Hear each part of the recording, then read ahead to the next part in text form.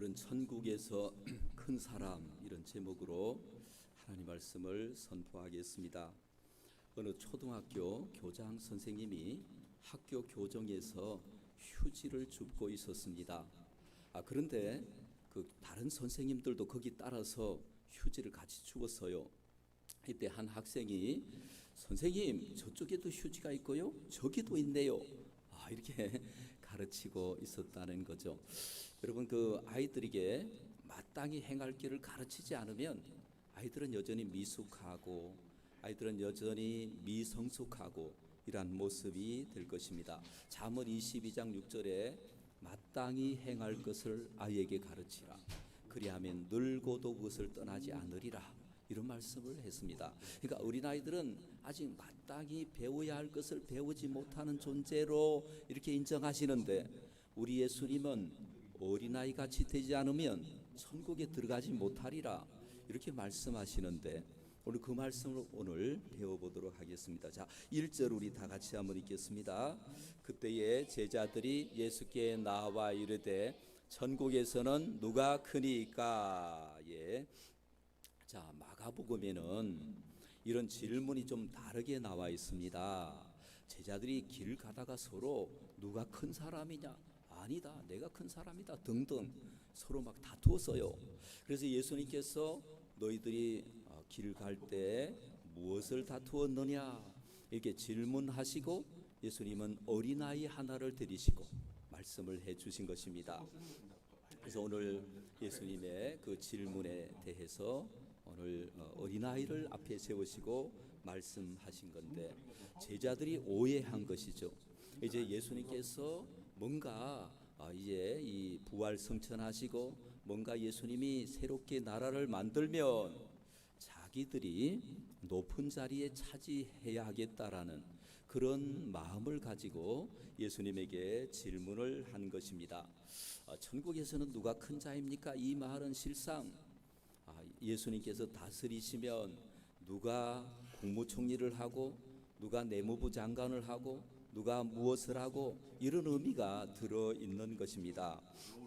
그때 예수님께서 한 어린아이를 가운데 세우시고 뭐라고 말씀을 하셨습니까? 자, 3절을 우리 한번 같이 읽도록 하겠습니다. 이르시되 진실로 너희에게 이르노니 너희가 돌이켜 어린아이들과 같이 되지 아니하면 결단코 천국에 들어가지 못하리라.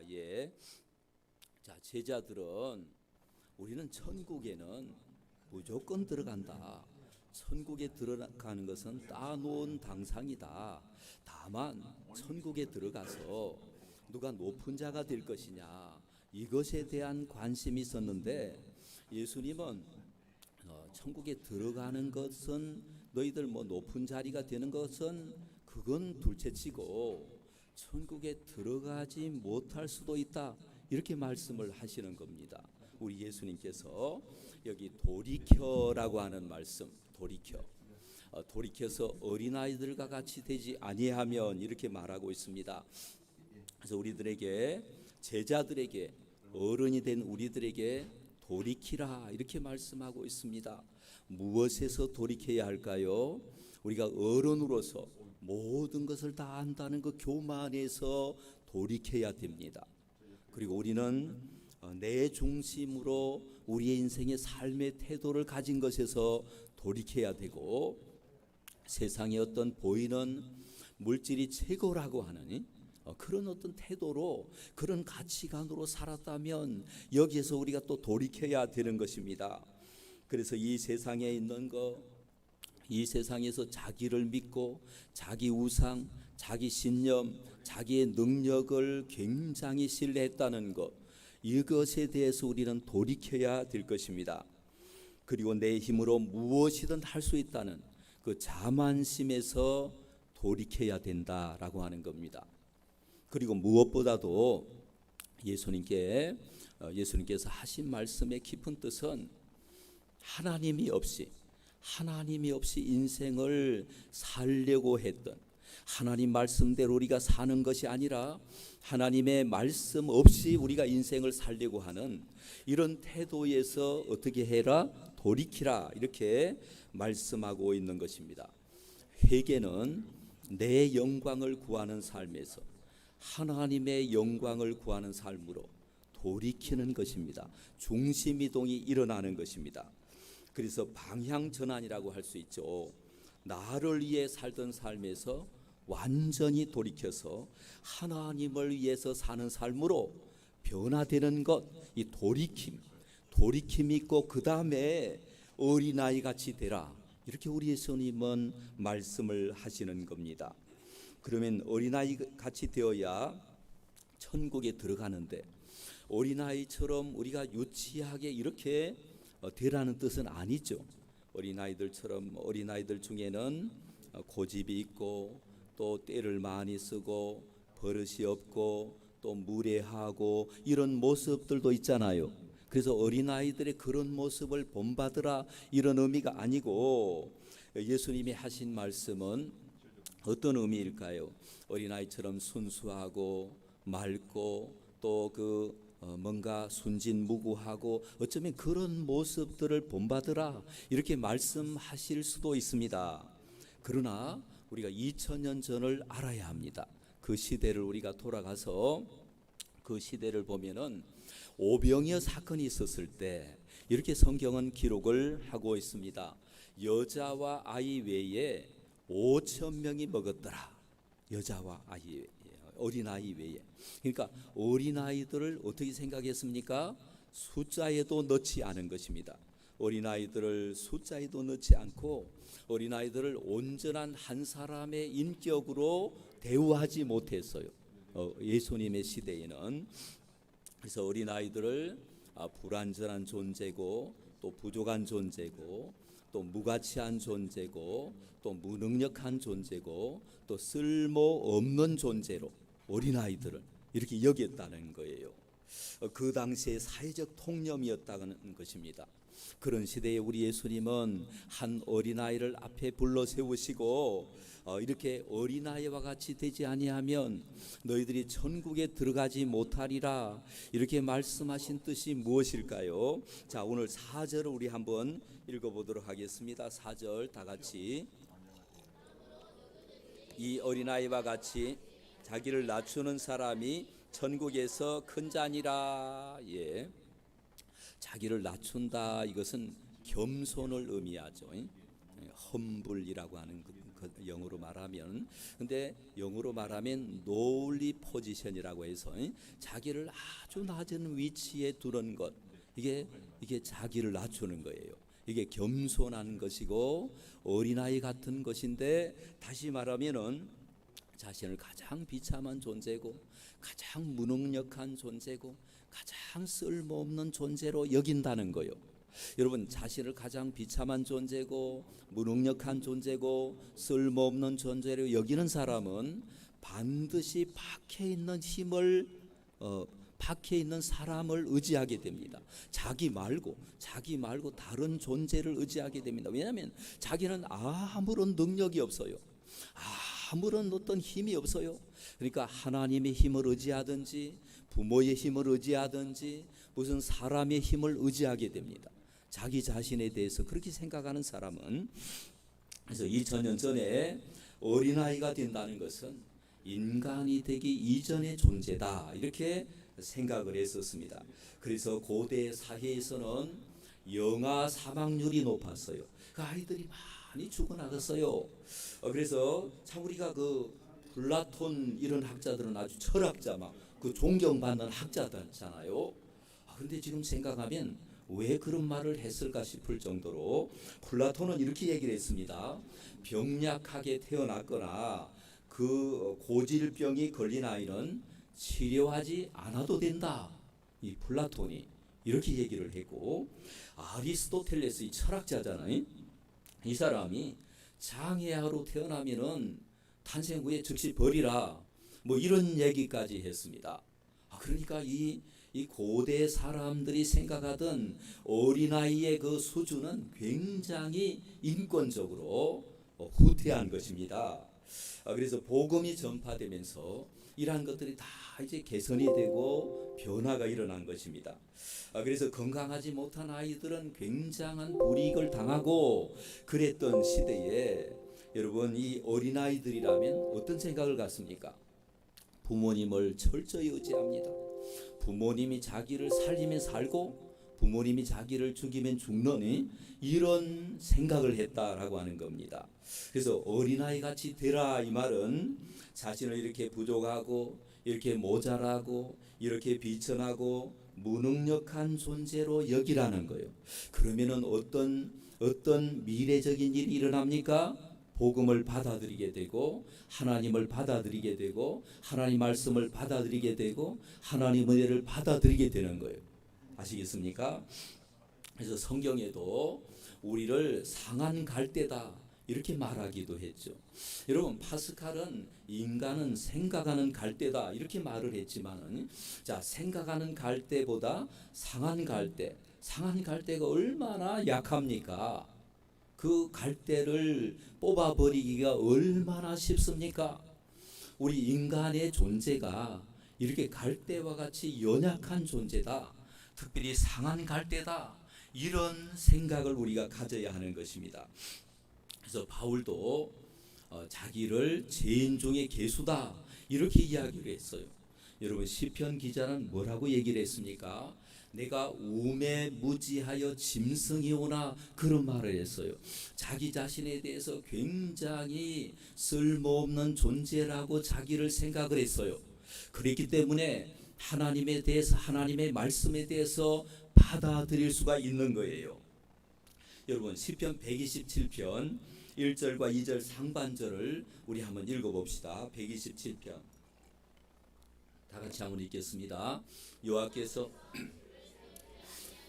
세우는 자의 수고가 헛되며 여호와께서 성을 지키지 아니하시면 파수꾼의 깨어 있음이 헛되도다.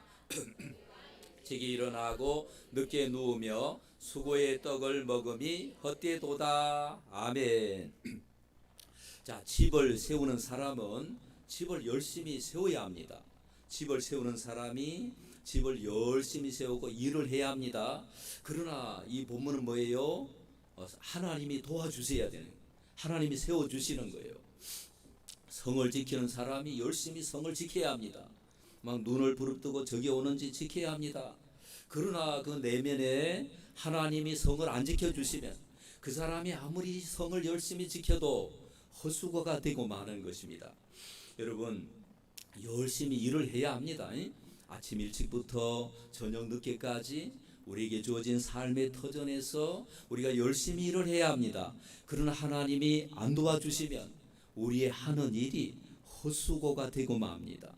저기 있는 것처럼 일찍 일어나고 늦게 눕고 수고의 떡을 먹음이 헛것이 되고 마는 것입니다.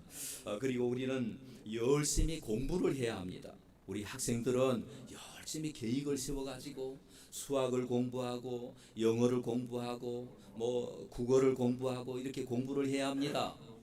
그러나 그렇게 공부는 열심히 내가 하지만은 배후에서 하나님께서 안 도와주시면 그 공부하는 모든 것이 결코 우리에게 유익하지 못한 거예요. 헛수고가 되고 마는 겁니다. 여러분, 공부를 잘하는 어떤 분이 미국에 유학을 가서 경제학 박사가 되고 서울대 교수가 되었는데 지금은 감옥에 있습니다. 자기 아버지를 해쳤기 때문에 그래요. 그러니까 아무리 내가 열심히 공부를 하고 열심히 노력을 하고 열심히 뭔가를 한다 할지라도 그 배후에서 하나님께서 돕지 아니하시면 내가 한 모든 일이 헛수고가 된다. 여러분, 이걸 우리가 잊지 말아야 하는 것입니다. 우리는 이렇게 생각을 해야 합니다. 내가 열심히 일하고 내가 열심히 공부를 하고 내가 열심히 수고하고 내가 열심히 무엇인가를 열심히 한다는 것, 이것 속에는 하나님의 허락이 있다는 것을 잊지 말아야 합니다. 하나님이 허락해 주시지 아니하면 우리는 아무것도 할 수가 없다는 이런 자세를 가져야 되는 거예요. 우리가 뭔가를 할 수 있다는 것은 하나님이 도와주신 거예요. 하나님이 함께 해주시고 하나님이 은혜를 주시고 하나님이 능력을 베풀어 주셔서 우리가 그 일을 하고 있다고 믿어야 되는 거예요. 자, 하나님이 여건을 주시고 하나님이 환경을 주시고 하나님 사람들을 붙여주시고 하나님이 은혜를 주셔서 우리가 하고 있는 일을 하고 있다고 믿으시기를 바랍니다. 여러분, 사람들은 자기 미래에 대한 원대한 계획을 가지고 있을 수가 있습니다. 여러분, 프랑스 사람들에게 가보면 나폴레옹을 존경한다 그래요. 여러분, 그걸 한번 들어보십시오. 이 나폴레옹은 그 유럽을 거의 통일했었습니다. 한때 유럽은 뭐 나폴레옹이 거의 다 통일을 했습니다. 영국과 몇 나라를 빼고는. 그리고 나폴레옹이 계획하기를 저 러시아를 정복을 해야 되겠다, 이렇게 생각을 하고 60만 대군을 이끌고 러시아 원정에 갔습니다. 그런데요, 이게 쉽지 않았습니다. 날씨는 영하 40도를 오르내리지. 러시아 그 모스크바에 도착했는데 그 사람들이 다 이제 빠져나가 버리고 없어요. 도시는 또 불질러 버리고 어떻게 해야 합니까? 이제 후퇴해야 되죠. 겨울은 다가오고 있는데, 여러분, 결론을 말씀드리면 60만 대군 중에서 55만 명이 얼어서 죽고 굶어서 죽었습니다. 그리고 이후로 나폴레옹이 유배당하고 나폴레옹은 이제 막을 내리는 인생이 되게 됩니다. 여러분, 나폴레옹이 자기 인생의 미래에 대해서 원대한 계획을 세웠겠죠. 원대한 계획을 세웠지만 하나님이 허락하지 아니하시니까 이게 수포로 돌아가고 말았습니다. 제가 30대 시절에 조기 축구회를 거기 몇 번 갔었습니다. 근데 그 제 조기 축구를 지도해 주셨던 아주 건강하신 분이 얼마 있다가 사고로 돌아가셨습니다. 아주 건강하신 분이 그렇게 빨리 돌아갈 수 있느냐? 저는 그런 충격을 받았습니다. 여러분, 그분은 자기 인생에 대한 원대한 계획을 세우고 있었겠죠. 그러나 하나님이 허락하지 아니하시면 그 모든 계획이 수포로 돌아가고 마는 것입니다. 누가복음 12장에 보니까 곡식을 쌓아둘 곳이 없는 부족한 한 부자가 나옵니다. 곡식을 쌓아둘 곳이 부족한, 그 사람이 부족하다는 뜻이 아니라 곡식을 쌓아둘 곳이 없는 한 부자가 나와요. 이 사람 계획을 세웠습니다. 내가 창고 지금 있는 거 뜯어버리고 큰 창고 짓고 이건 이렇게 하고 저건 저렇게 하고 여러 해 쓸 물건을 내가 뒀으니까 편안히 먹고 마시고 즐거워하자. 근데 하나님 이렇게 말씀하십니다. 자, 오늘 밤에 하나님은 이르시되 어리석은 자여, 오늘 밤에 내 영혼을 도로 찾으리니 그러면 내가 예비한 것이 네 것이 되겠느냐? 이분은 원대한 계획을 세웠지만 하나님이 허락하지 아니하시니까 그 모든 계획이 수포로 돌아가고 마는 것이죠. 여러분, 내가 운동을 열심히 해서 건강한 것입니까? 하나님이 도와주셔서 건강한 것입니까? 하나님이 도와주셔서. 여러분, 내가 현미밥을 열심히 먹어서 건강한 것입니까? 하나님의 도우심입니까? 하나님의 도우심이죠. 현미밥도 열심히 먹어야 됩니다.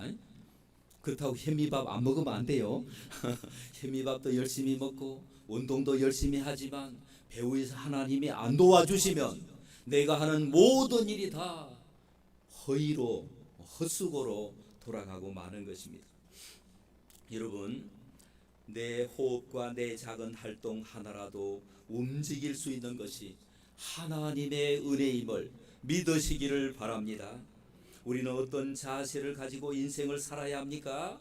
예수님이 말씀하신 어린아이와 같이 나는 불완전하고 나는 부족하고 나는 무가치하고 나는 무능력하고 나는 쓸모없는 자이지만 하나님의 은혜를 주셔서 오늘 여기까지 왔다, 이런 사상을 가지고 이런 정신을 가지고 하나님 앞에 응답하는 저와 여러분 되시기를 바랍니다. 하나님이 허락하지 아니하시면 아무것도 할 수 없었다는 이 고백이 있어야 됩니다, 우리에게. 그래서 하나님을 절대 의존하는 저와 여러분이 되시기를 축복합니다. 자칫 잘못하면 일이 잘 되거나 내가 원하는 일이 순조롭게 되거나 내 뜻대로 무엇인가 이루어지면 어떤 생각을 할 수 있습니까? 나의 지혜, 나의 처세술, 나의 능력, 내가 뭔가 잘해서, 내가 뭔가 이 경험이 좋아서, 내가 실력이 많아서 이게 나를 높이게 되는 결과가 온다는 거예요. 그래서 예수님은 어린아이 같이 되어라, 어린아이 같이 순수하고 절대적으로 하나님을 의지하고 하나님의 능력을 신뢰해라, 이렇게 말씀하고 있는 것입니다. 우리의 자기의, 자기 공로, 이걸 다 내려놓고 내가 여기서 호흡할 수 있다는 것, 내가 여기서 움직일 수 있다는 것, 이 모든 것은 하나님의 은혜다, 당연한 것 하나도 없다, 이런 믿음을 저와 여러분이 가질 수 있기를 바랍니다. 그래서 우리는 늘 어린아이같이, 그 조그마한 어린아이들이 그 부모를 절대적으로 의지함같이, 나는 하나님 당신이 없이는 내 인생은 결코 형통하지 못합니다. 하나님 당신이 없이는 나는 한 발자국도 살아갈 수 없습니다. 이런 자세를 가지는 저와 여러분이 되시기를 바랍니다. 여러분, 전북 임실 출신으로 그 류태영 박사님이 계십니다. 이분은 얼마나 집이 가난했느냐면, 그 남의 집에 부모님이 이렇게, 부모님 선대에 잘 살았는데 중간에 또 실패해서 부모님이 아주 힘들게 살아요. 근데 이 류태영 박사는 그 집에 세 번째인가 네 번째인가 태어났는데, 다른 아들들은 다 중학교도 못 보냈습니다. 너무 가난해서. 근데 류태영 이 박사는 동네 사람들이 쟤는 좀 영특하니까 공부를 시켜라, 이렇게 해가지고 중학교를 보내고, 교장 선생님이 학비를 대가지고 중학교를 졸업하고 서울로 와가지고, 집이 너무너무 가난하니까 있을 데가 없어요. 어디에 있습니까? 엘리베이터에서 잠을 자는 거예요. 엘리베이터에서 잠을 자고 첫 손님이 오면 일어나는 거예요. 이런 참 고학을 하면서 공부를 하는데 무슨 장로님 집에 심부름도 하고 교회에서 잠을 자기도 하고, 그러나 이분이 빠지지 않았던 것 세 가지가 있습니다. 자기가 이렇게 그 가정 형편이 안 좋고, 자기가 이렇게 힘든 인생이고, 자기가 이렇게 역경이고 어렵지만 기도를 계속했습니다. 기도를 계속했어요. 그리고 기도를 계속하고 꿈을 잃지 않았습니다. 하나님, 당신이 나의 전부입니다. 하나님, 나의 길을 인도해 주십시오. 근데 하나님 어느 날 이분의 길을 열어서 저렇게 훌륭한 인물로 만들어 주시고 대한민국을 위해서 공헌하도록 만들어 주셨습니다. 하나님의 은혜입니다. 누구의 은혜? 이분은 그렇게 생각한 거예요. 자기는 의지할 곳은 하나님밖에 없다. 철저하게 기도하면서 그렇게 인생을 경영했더니, 지금도 저분은 입만 열면 하나님의 은혜를 말하고 있습니다. 사랑하는 여러분, 이제 우리 어린아이처럼 되라는 말은 도저히 내 힘으로 살아갈 수 없다는 자신의 무능력을 인식하는 것입니다. 하나님이 돕지 아니하시면 나는 도저히 존재할 수 없다고 이렇게 생각하는 것입니다. 그리고 하나님을 만나기를 간절히 사모하는 것입니다. 이런 은혜가 저와 여러분에게 있기를 주님의 이름으로 축원합니다. 자, 이 시간 우리 한번 1분 동안 기도하겠습니다. 오늘 주신 말씀을 기억하면서